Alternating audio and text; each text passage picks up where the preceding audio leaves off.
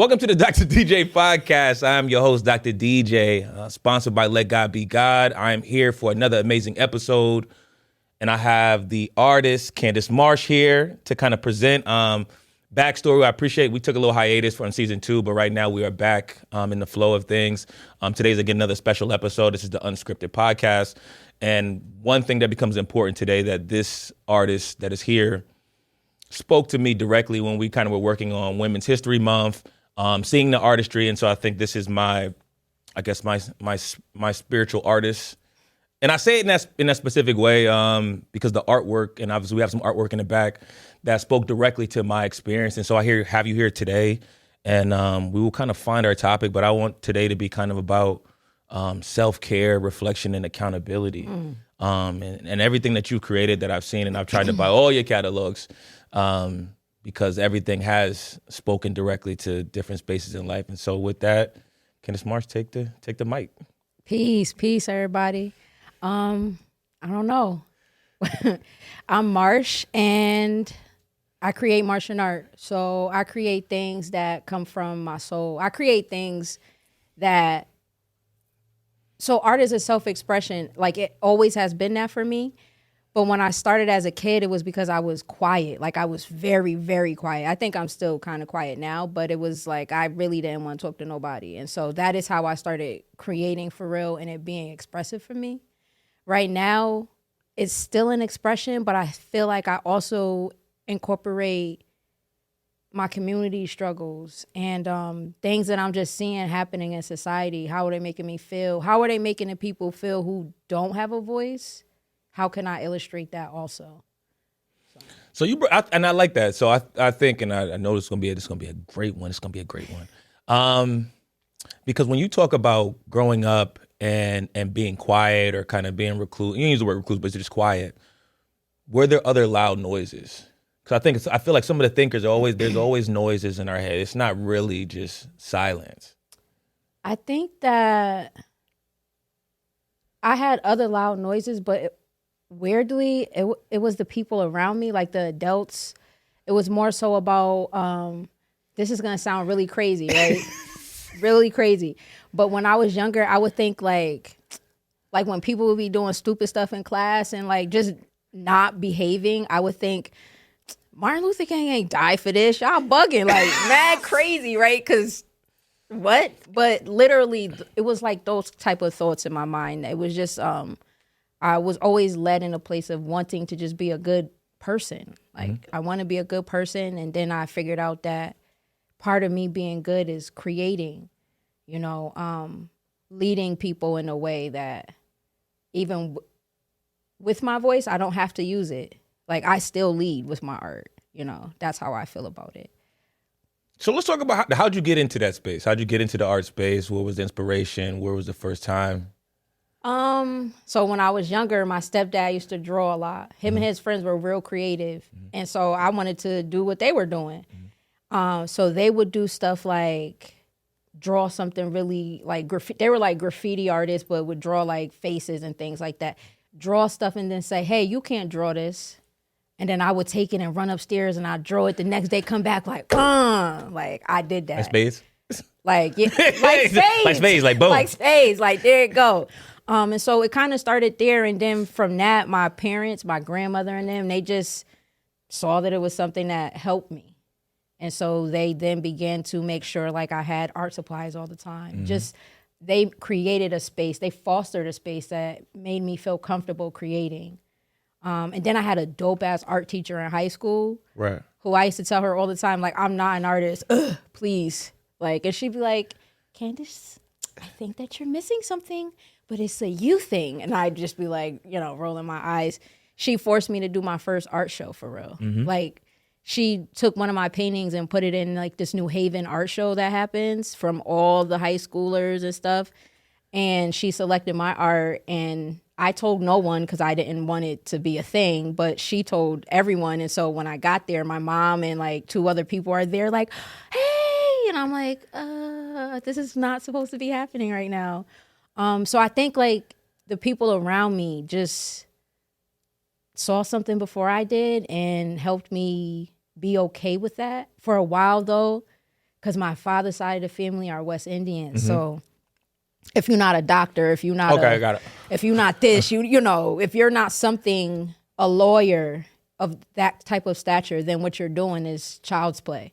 So it took a long time for me to like start accepting like I'm an artist actually. So I started creating. You said a lot. And I think more so that moment where you talk about that childlike moment where just kind of just cultural, like the drawing, music, and these became the things that I've seen as we've kind of grown up in different spaces. Like these are the things that touch the soul, and they have a larger impact. I think the past couple months, like I remember past couple years, I think the world just seems like it's on fire. Yes. And music and art have become the spaces where a real impact is being seen.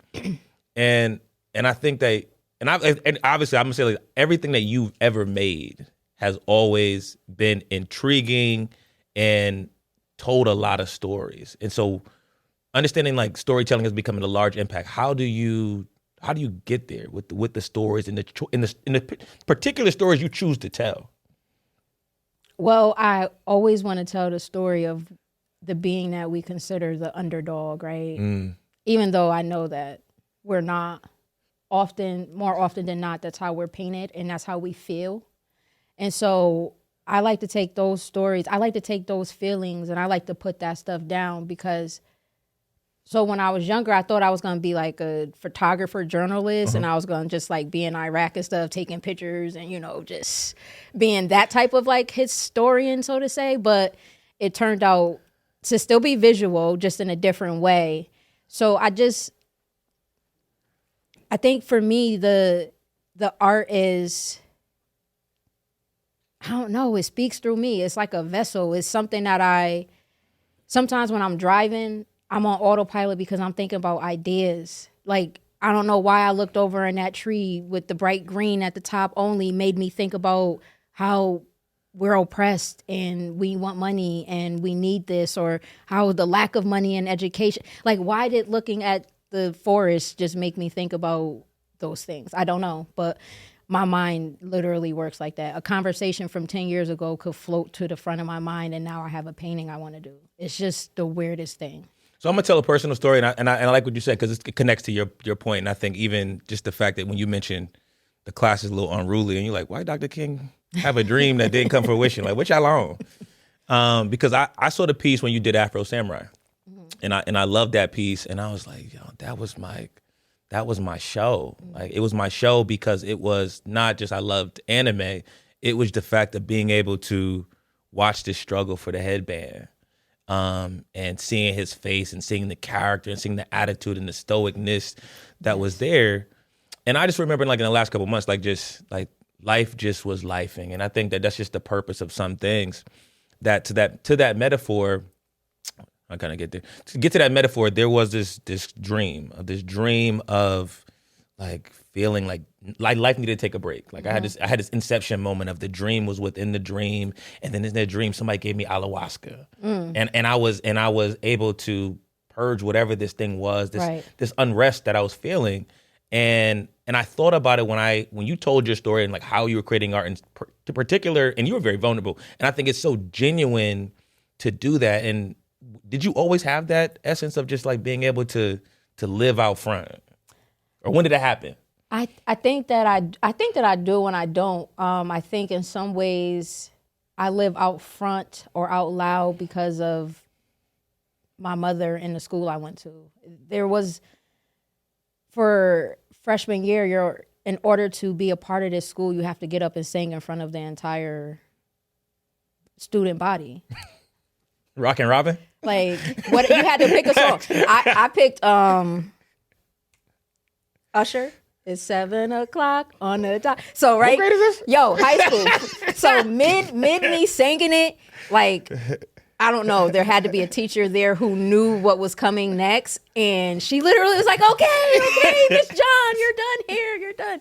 But so I just think that like being raised by strong women and then following up with a education system that and like prided itself on being able to speak for yourself, being able to do these types of things with integrity and having a formula. Well, why am I here? And for what do I stand? And all of these type of questions. I just think that it was something that we often talked about. So now it's just, I'm shooting the shit when I'm talking about this. This is who I am.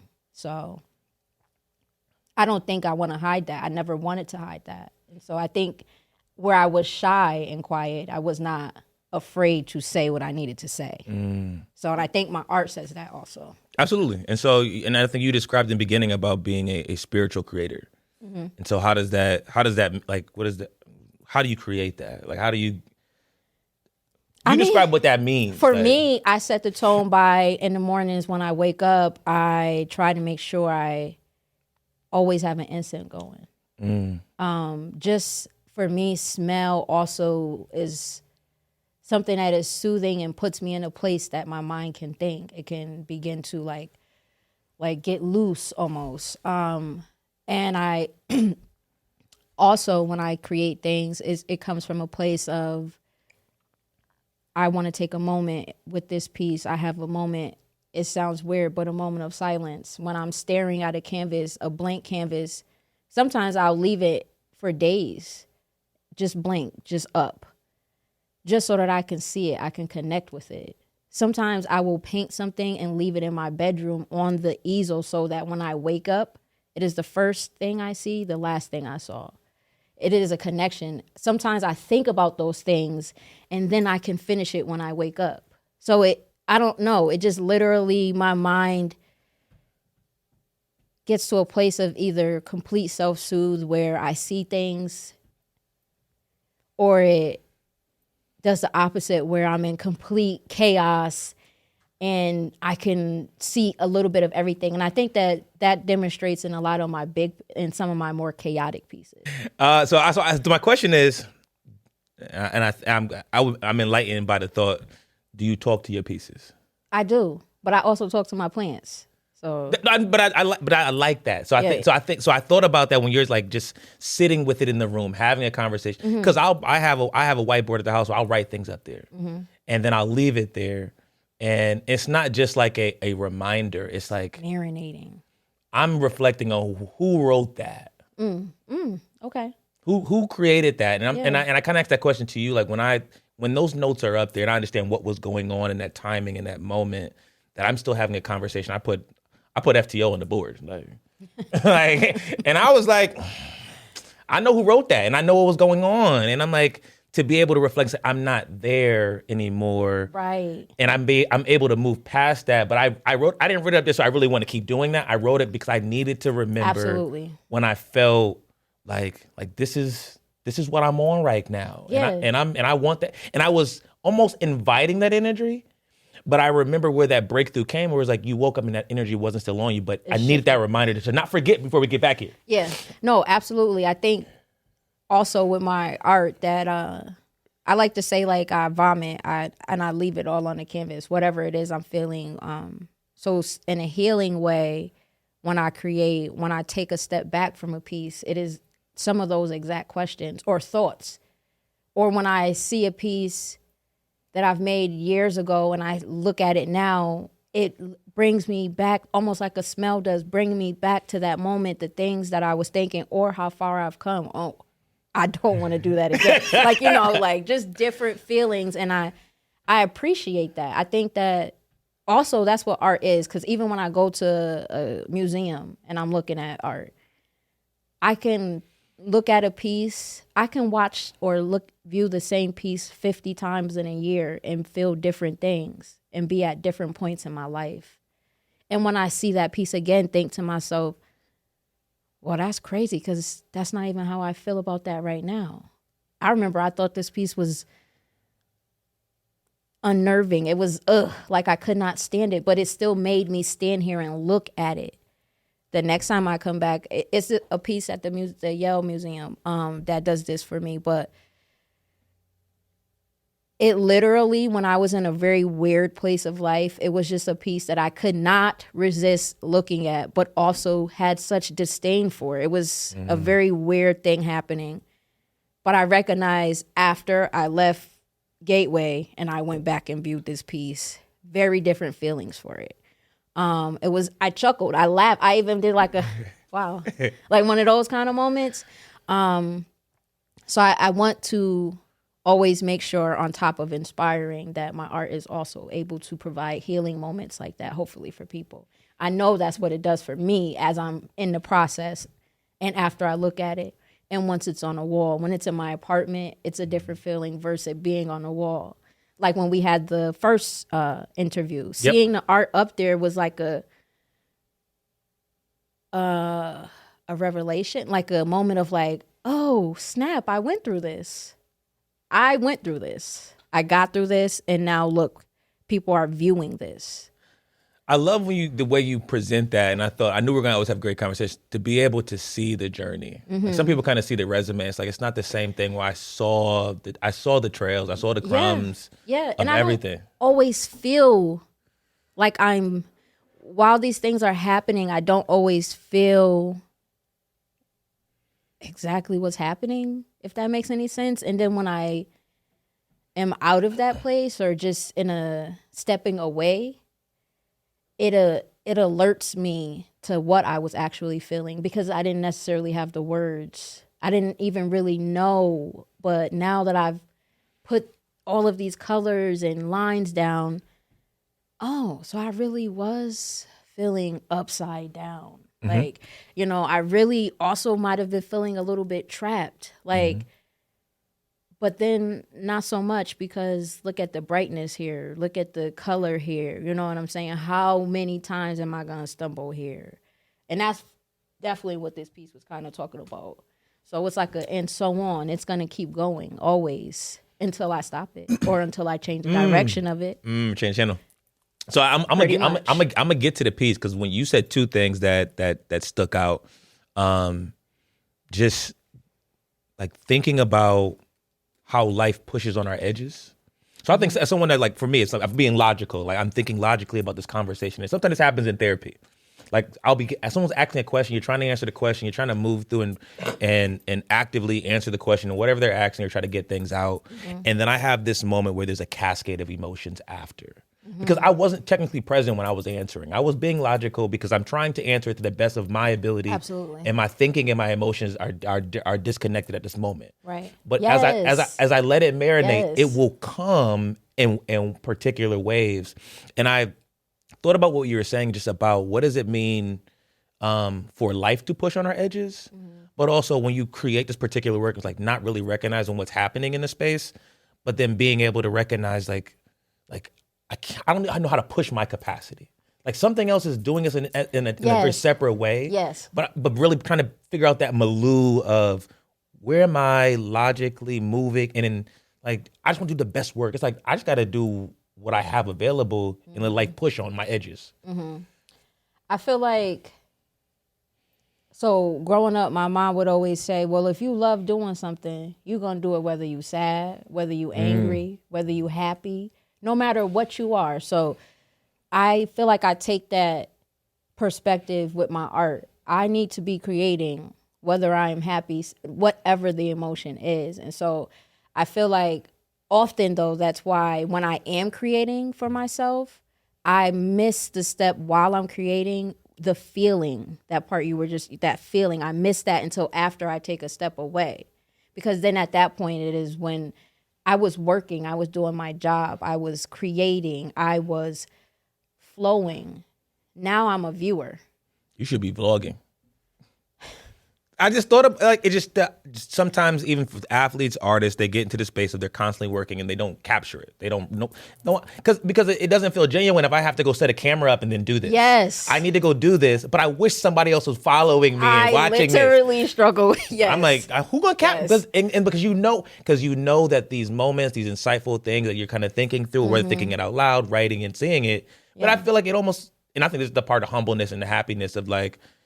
It feels almost, and I know we're in that space, it almost feels arrogant to try to capture this in this way, because I'm like, I think that's highly shallow, just in my feeling of it. I know that it worked for other people, but it don't work for me. Yes, no, I really agree. I feel like hide the that's camera in like the my house. struggle, right? And forget it's there. No, I feel like my struggle because I'm 36, so I have been around long enough that half of my life I've had crazy, availability to technology, so cell phones and all the things. But the other half of my life, I was really raised with the like technology. You better bring yourself outside and go and knock on such and such door and see if they home. What you calling them for? You know what I'm saying? So the notion of having technology just a part of my all the time is crazy to me. I know that it is pivotal also though. So I struggle with that. That's something as an artist that I totally struggle with. I'm gonna go back to the painting because I was at a church, non-denomination, years ago, and guys they were doing this apostolic reading, and they were they were forecasting like what was that? And this probably was 2020 or something like that. Okay. And they were like, technology is gonna be used in ways that you will not be able to see your possibilities because it's too much, it's too noisy for me to figure out. And I found different podcasts. The Read is a podcast that I'm enjoying now. Okay. But also recognizing when over consuming or not just consuming the right meals that I do feel upside down. And having the space or having the proper people around, like the healing I think that comes out of the painting is that dealing with the accountability or responsibility of the day while recognizing that my unhappiness is also still my responsibility. And actually grappling with that and not being like, I told my lady, I was like, giving oneself grace versus giving myself a pass is very different. Because I don't know how I can apply this grace. Because I'm really giving myself a pass to saying, you're not perfect today.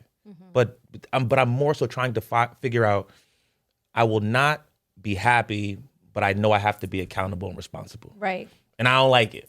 I don't like the feel of it. Not that I don't like my feeling. I just don't like to feel so many intense emotions and not have a proper space of outlet. For me, I think that it's something that I still struggle with though. Lately, actually, within the last like year or so, even though my friends don't think so, they think like you never miss a beat, you're always working, like, and I'm like, yeah, that's true, but I really could be doing a lot more during these these work hours that I have and whatnot. And so I think that for me, and I don't even want to say this, I don't know, but I'm gonna say it. I think that social media plays a part in that. I think that looking at or having access to what people portray their lives to be all the time is a thing. I'm not sure exactly how, but it definitely makes me feel like, for the most part, motivated. But when I'm having a bad day, it makes me be like, I don't want to do none of this. Right? But then I'm also reminded that I'm not just here for today. That I have 5 years from now that I'm looking to work towards. And then I also remember just where I came from. And it wasn't a bad place, but I'm not going back there either. You know what I'm saying? So I feel like with life and everything, and for me, how art has helped me navigate that is that even on days when I don't want to create, it's almost driven into me that I need to be doing something. That's where I think about that accountability and responsibility in the midst of a storm. So I feel like when I'm in a place of like, woe is Marsh, right? I do a lot of digital work. It's a different type of effort that it takes from me. When I'm in a good place, I'm all over canvas, walls, everything, right? But I recognize for me, But that is also me compromising with myself. Well, if you're not going to get up and paint and be active, then you need to be painting while you're sitting here. And so that is why I create digital, really. Aside from, I think it's kind of cool. In the beginning, I hated it, though. We're leaving something out right now because I think about, I just talked about happiness and struggle. And you also are a tattoo artist.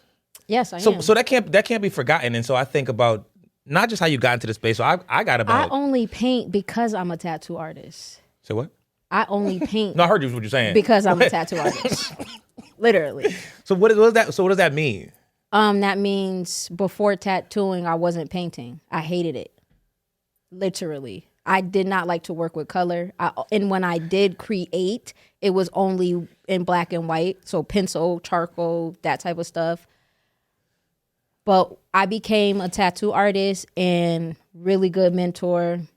Everybody couldn't stand him because he had a different way of thinking, but him and I melted like immediately. And his thing was, I don't care what you're doing, but you're not going to be sitting in this shop in my face every day just chilling when it's slow. Find something else to do, and it needs to be creative. So from then, I was like, okay, I guess. And so I went and I walked down to Holes, and I can't stand that place, but I went there and got some supplies, and I painted. My first year of painting, everything that I painted was blue because that was the only color I had. Blue and black. Mm-hmm. Only colors. So every single piece that I made had those colors. That's it. That was actually a really great time. But I don't know. I'm gonna give you a very honest statement that I knew when we did the event for Women's History Month is that I trust you as an artist. And I say that because normally, like, you see people's vision and you're like, all right, just you go make something, and I'm comfortable enough with what you're going to do. Like what? And sometimes you don't have that kind of symbiotic relation with someone's like, that's it. Yeah. I don't know, but I can see where you're going. I don't care if it's finished. I like that. But so even as a tattoo artist, that's something that in the beginning terrified me. I don't want you to trust me. Just tell me what you want me to do, and then we could go from there, right? So that's a battle that as an artist and client that I've always struggled with. I think now more so that I've been doing murals and things like that, doing these large ass pieces for corporations and things. I'm like, listen, hey, I'm Marsh, and this is what I got for you. I think I have about 30, maybe 35. And I think in like the last 15 that it was like, let me worry about the pain. I know what you do. Yeah, and so and I like the edge. I like what you do, right, in the category in which it exists. I can't tell you what it is, but I know that this is my style. Yeah. This is my style. I feel like now it's the perfect font. So I've almost been tattooing for 10 years now. Now that I'm actually tattooing the way that I draw, the way that I paint, when people say that, it's not so, it's more like I know what you want. I know what you're looking for. But I think that is also something that came with self-awareness. Like, what type of artist am I? And I think for a long time I was trying to find my footing there. Mm-hmm. And so I was being every kind of artist. I was drawing realism. I was drawing cartoons. I was whatever you needed me to be, I was doing that. Now, not so much. Now I kind of say, oh no, that's not my project. But I know someone who does that well. You know what I'm saying? So I think it was just a level of growth in order for me to become comfortable. Are you comfortable like that as a person too? I think so, yeah. That's that. I'm gonna steal that one because I think part of that process is stop trying to be what everybody needs you to be. Just because you got the ability to do that. And so that was right on a whole nother thing, right? I had to learn that. I knew that growing up as a kid, but it was installed in me through fear. I thought I was gonna get my ass whooped. Oh, excuse me. So My bad. So I behaved and I just knew not to do this or hang with those kind of people because I didn't want the repercussions, right? Then I became an adult and I had to then relearn that as an adult. Mm-hmm. That is a skill. And it was something that when I lost that, very wicked season for everyone. You lost the fear. No, I don't have the fear now. Now it's a beautiful thing. I had the fear mid-adult, so like early 20s, mid-20s. It was a thing that I wanted to people please. Mm-hmm. And so it also made it harder for me to create. Because how can I create if all I'm doing is trying to figure out, and that's where I was trying to be this kind of artist, that kind of artist. So it just was like everywhere it came into like, it affected me. I needed to be okay with who I was. Mm-hmm.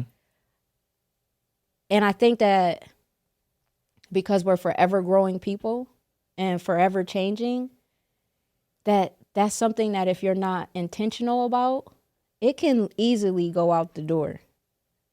So I think for me and my art, I set hard boundaries, and it allows me to also set some other hard boundaries throughout other places in my life. And hopefully the audience can see this, or those that are watching or listening. Like one of the synergies, and why I say synergy is like part of that process of like the tattooing space was always about going in and telling a story. And maybe they ain't got time for that, but I knew for me that's what I'll come a couple of days early. Let's talk about something. Let's have space. Let's have church. Let's come to court. And this is what we're going on this road. And so whatever that vision is, my ability is to saying, I can see how you see it. Mm-hmm. And I can see it from where you are and what you're doing, because it's now about the relationship more than it's actually about like, just give me what I want, because I know for a fact there are moments that I have ideas, like it's crazy, like someone that can't draw, can't sing, probably can't dance, but you have these dreams and these vivid memories because my dreams are always so vivid. Beautiful. And then you have to meet someone that can create that tapestry. And so I always say to people, I look forward to creating for you, right? Because I want to do exactly that. Couple years back, I was like, nope, I'm only doing whatever I can see. You know what I'm saying? But now it is more so, I trust myself, number one. And so I think that with me trusting myself more, I also give myself space to be open, to ask my client questions. Well, why are we choosing this versus that? Is this something you believe in, or is it an aesthetic? So I think that in general too, even when I'm talking to mural clients, it's some of the same questions. Are we doing this because this is what you truly want to see, or are we doing this because you think this is what everyone else wants to see? So I'm beyond blessed to know you, because what you just said is exactly the conversation with our executive producer who just brought this table over here, and I think that's why he not even paying. And this is why we have such a great relationship, because that conversation happens. Like, what do you want? Mm-hmm. And sometimes he's acting out of clarity, but sometimes he's actually acting out of care. But he won't tell me that. Yeah. But he does actually care, and he wants to know, not to just to people please, because that's not that's not what he do. Are you listening? Barely. And so I bring it just to make sure that people get their fruits and their time in their baskets now, because I want to go back to the museum space when you're talking about you found this particular piece of art in the Yale Art Gallery, and I feel like every time I've seen your pieces, or I've even saw when my daughter came at the event we were at, and I saw you working on that piece, that I had a Killmonger moment. Where he walked in there, he's like, "This, I can see this. I'm already dialoguing with it as you're making it. I'm dialoguing with the other things that, like, it spoke in a particular way. And not say there were a lot of art there, but I knew where I was at and where my spaces are and the pictures that were seen. And obviously, I just reconnecting, and then obviously that series was Learn Me Something, and I feel like I saw myself in someone drew my journey, and me not be there. Yeah, that's when I knew that there was ties. Yeah, so I think like and me and my best friend was just talking about this, but like, if one person has that thought or that experience, I promise that there's another person too, right? And so I remember being a little girl growing up thinking like, only I have these experiences, or only I count the raindrops or watch them race and things like that. But it turns out, now that we have social media, a bunch of the experiences that I had, other people had, or had different experiences, but had the same like overall thought or perspective after their experience.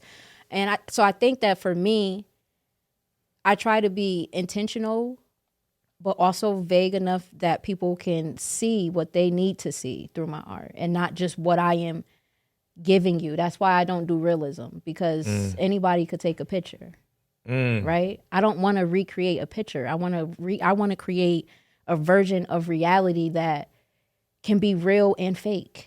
There's a word for that. No, there's a word for that. Dang it. Real and fake? Yeah. Existentialism? I love existentialism. There you go.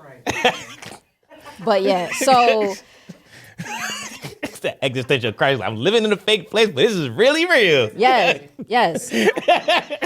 Yes. There's also an art word too, but I can't think of it right now. But yes.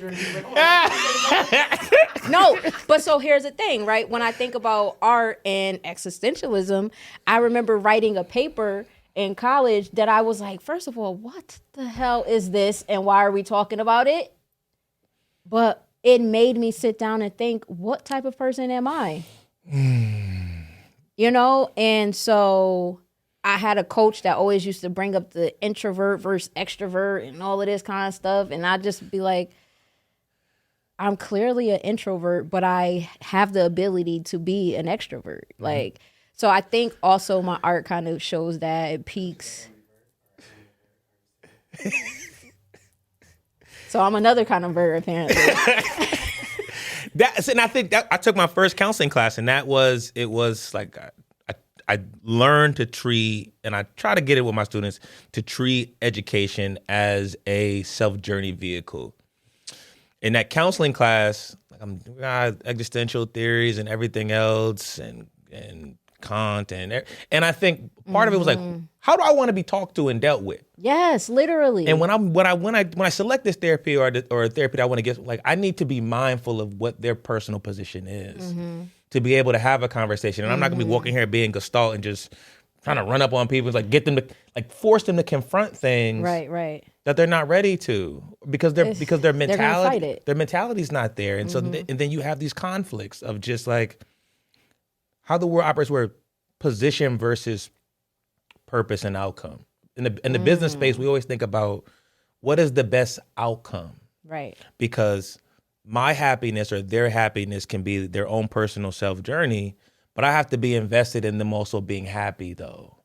And I would love for it to be reciprocal, but part of that responsibility is like, you know, this is what I'm in here for. Seeing them for where they're coming from, right? And trying to figure out like how to help them to get there where they're going. I think that was one of the biggest things that the greatest things that my mother did for me and my brothers and sisters.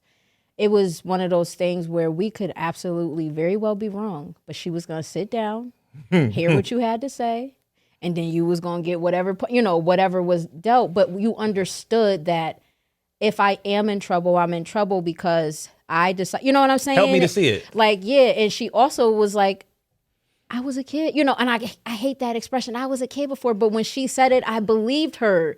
It was like I know that you really want to do some stuff that you shouldn't be doing, but I promise you, just do it wisely. My mom would say stuff like that. If you're going to do it, then do it wisely. So, I think that's just how that's how I want to walk through life, wisely. I want to walk through life knowing that if I put my hand in that jar, I knew before I put my hand in that jar what was going to happen. But I did it anyway. So now I know that I need to be the one to get myself right. You know what I'm saying? it's one of those things that sometimes we know we ain't doing what we supposed to be doing, and then when we ain't doing what we supposed to be doing, and then things happen, we like, oh my gosh, woe is me. No. You wasn't woeing you while you was in the middle of the roof.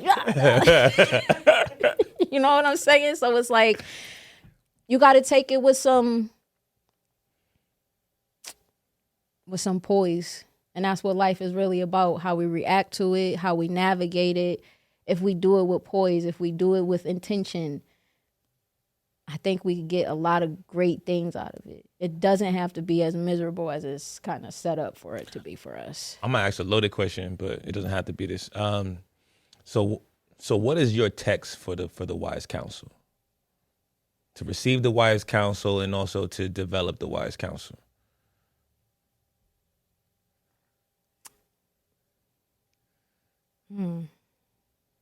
I always get one. Just one hitter. I always get one.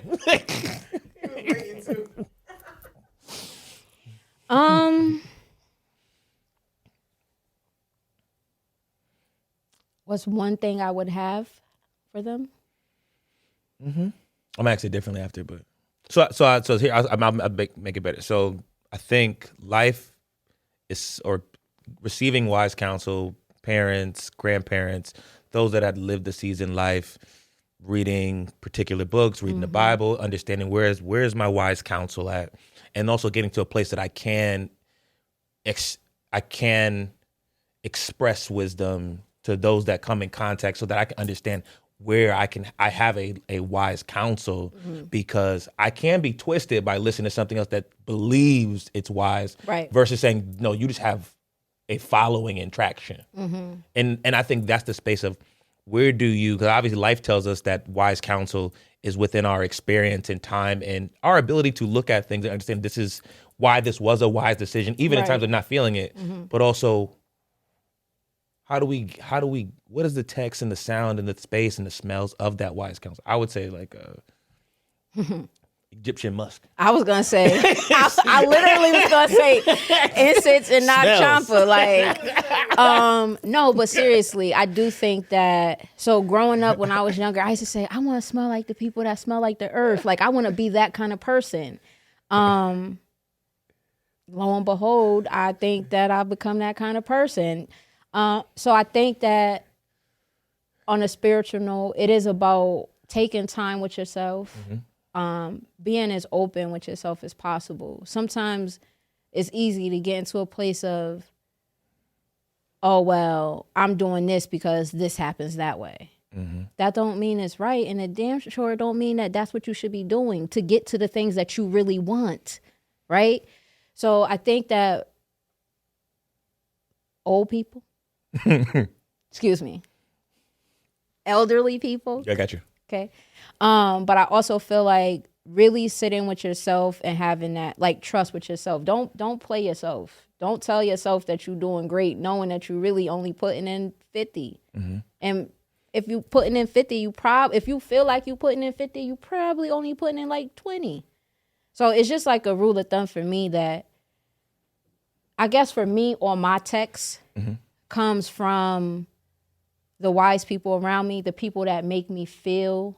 So if it's younger people, it's the people that give me energy the way that my mom fed into me, the way my aunties fed into me. So I think that it really just comes from a place of having people and understanding what love is. And love is not me telling you you're right all the time. Love is me being able to tell you like, nah, that wasn't cool. Okay. Because if we always around the yes men, then we're never going to grow. So if you find yourself around yes men, you ain't in a place of growing. If you're around people that genuinely are intentional about their thoughts with themselves, then you're around good people. Because people who care about how they think about themselves ain't going to play with you because they're not playing with themselves. Word. That's a bar? Word. Nah, I was laughing because I walked in here and I was just thinking like, just leave well enough alone. And I wasn't listening. it sounded different as you got older. You read things and you experience things at different times. Like, just leave well enough alone. I say that all the time. And I was when I was young, I was like, that must be a person, like a spirit or something like that. Like, tell the wind to chill, and then that wind is somebody. And it's just like, no, understand what that means. Or like, I was listening to I don't know what sermon, they talk about when the child jumps into you. Mm-hmm. The metaphor was obviously talking about the birth of Jesus, and that the child jumped. And I just thought, but what is it like, just an analogy of like, what does it mean like when your child inside of you jumps? Fear and anything else. Like, this thing is still happening with inside me. What do we give birth to? But I think more about, because we've talked about how the work supports our particular mental health and our impact in this kind of quest for wisdom.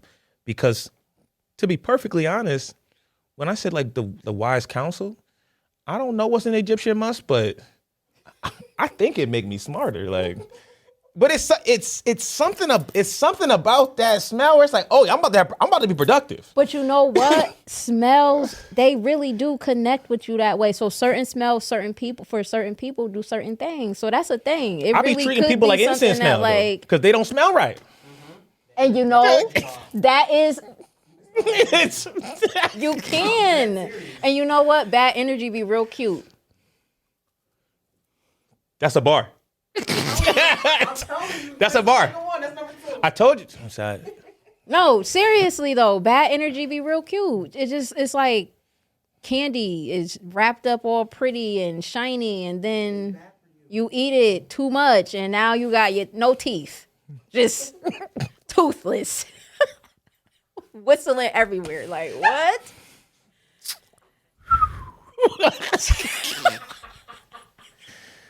I'm telling you, man, like, whoever sees this, Mike, this is like, but I think this was this energy and just the reality of just the relationship and the wise counsel, and that we're at that point, because just the small things, like life becomes twisted or inverted.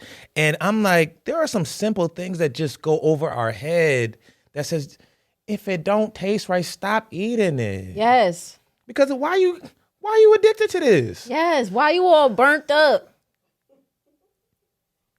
And not burnt good like the hot dog. Not like that. The Georgia House? Yeah, not burnt like that. You burnt. You like solid toast. Favorite cartoon? Like now or when I was a kid? When I was a kid, Bugs Bunny for sure. I would, my grandmother would have a fresh shaved carrot for me, ready for when he came on. And so you would do that in the house? Every single time he bit his carrot, I was biting mine. Like, yes. But yeah, so Bugs Bunny. Now, dang, it's a couple, but if I had to say one, I would say Rick and Morty. It's a newer okay, cartoon. I know that one. I know that one. So which cartoon's what cartoon's journey would you relate to the most? Dang.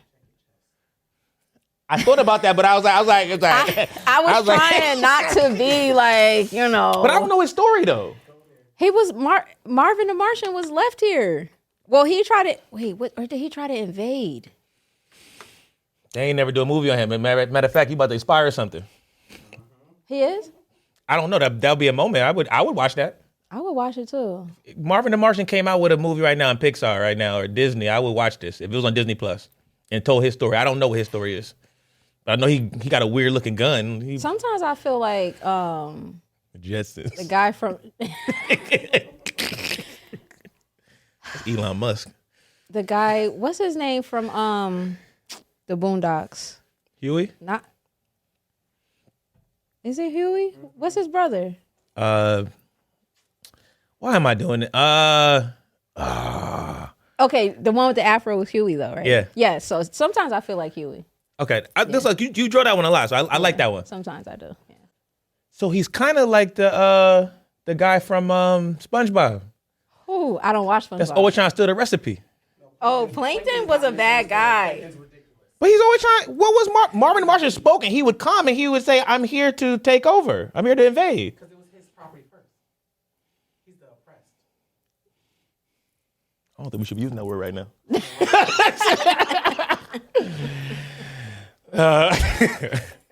Nah, I appreciate you coming through today. I know we're going to do this again. And I want to make sure that everybody that's listening, and we had a great time to get an opportunity to see where you are, where the art's going to be at, what you have coming up, your handles. So please let them know. All right. So I'm Marsh, and you can find me at Martian Art, MarshunArt. That's everywhere, basically. And my schedule is crazy. This summer, I'll be doing a lot of murals, honestly. So you could just be driving by anywhere and see me possibly just honk. This was the Dr. DJ podcast. I'm your host, Dr. DJ. Let God be God, here with Candyce Marsh. And it's been another great episode. Peace. Peace.